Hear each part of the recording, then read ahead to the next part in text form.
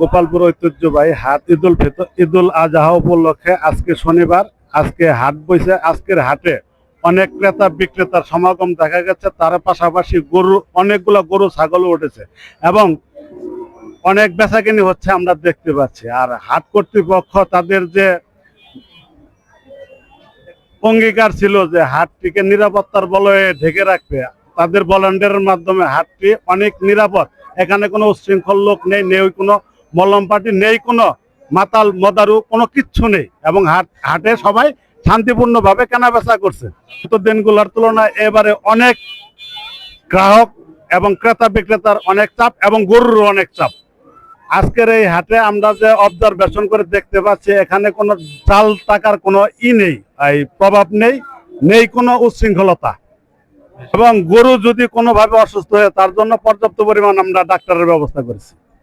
কোনো গরুর যদি পেটে বাচ্চা থাকে তাও শনাক্ত করার মেশিন এবং জাল টাকার মেশিনও আমরা এখানে উপস্থিত রাখছি।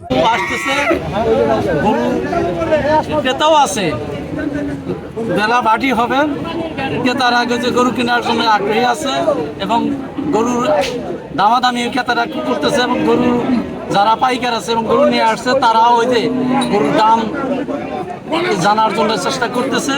আশা করি বেলা যত বাড়ি পড়বে কেনা বেচা তত বাড়বে। রহমান রহিম।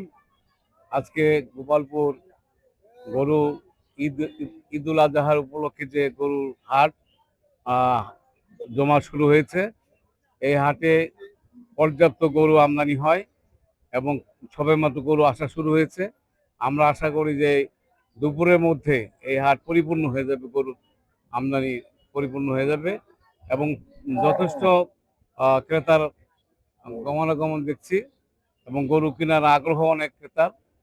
আমরা আশা করছি যে আজকের হাট থেকে প্রচুর গরু বেচাকেনি হবে এবং এই হাটের আমরা যারা লক্ষ্য করছি, যারা এই হাট পরিচালনা করছে, এই গরু হাট, তারা অত্যন্ত কঠোর নিরাপত্তার মধ্য দিয়ে এই হাট পরিচালনা করছে। কোনো ধরনের বিশৃঙ্খলা বা কোনো ভয়ভীতির কোনো কারণ নেই।